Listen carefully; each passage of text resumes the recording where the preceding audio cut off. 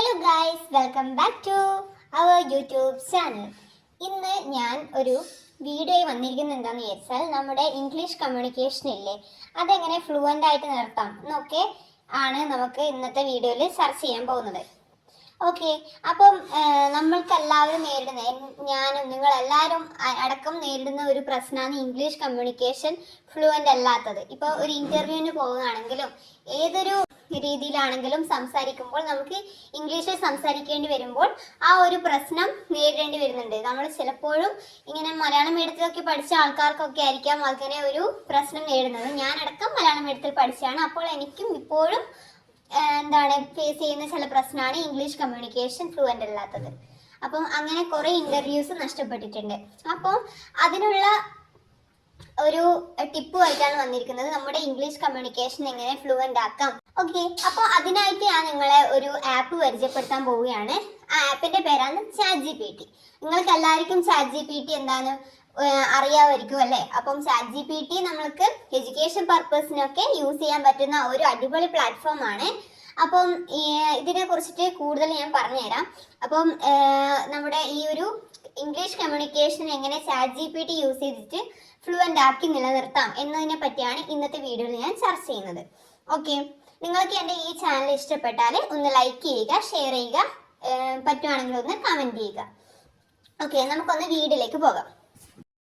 അതിനായിട്ട് ഞാൻ എന്താണ് ചെയ്യുന്നത് വിചാരിച്ചാൽ, അപ്പോൾ ആദ്യം നമുക്ക് ChatGPT ഒന്ന് ഓപ്പൺ ചെയ്യാം. ChatGPTയിൽ എങ്ങനെയാണ് നമുക്ക് ഇംഗ്ലീഷ് ഫ്ലുവൻ്റ് ആയിട്ട് സംസാരിക്കുക എന്നൊക്കെ പറ്റിയിട്ടാണ് ഞാൻ ഇന്ന് പറയുന്നത്. അപ്പം ഇതിൽ ഒരു പ്രോംപ്റ്റ് ഉണ്ട്. ആ പ്രോംപ്റ്റ് ഞാൻ ഇവിടെ ഡിസ്ക്രിപ്ഷൻ ബോക്സിൽ കൊടുക്കാം. അപ്പം ഞാൻ ഇവിടെ ഒരു പ്രോംപ്റ്റ് തയ്യാറാക്കിയിട്ടുണ്ട്. അപ്പം ഈ ഒരു പ്രോംപ്റ്റ് നമുക്ക് എന്ത് ചെയ്യാം, ChatGPTക്ക് കൊടുക്കാം.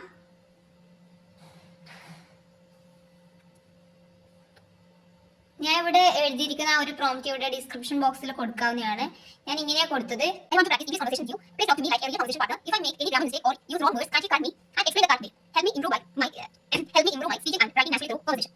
അപ്പോൾ ഇവിടെ എന്താ ഹായ്ന്നും അങ്ങനെ കാര്യങ്ങളൊക്കെ കൊടുത്തിട്ടുണ്ട്. മീ ഹൗ വാസ് ഡേ അങ്ങനത്തെ കാര്യങ്ങളൊക്കെ കൊടുത്തിട്ടുണ്ട്.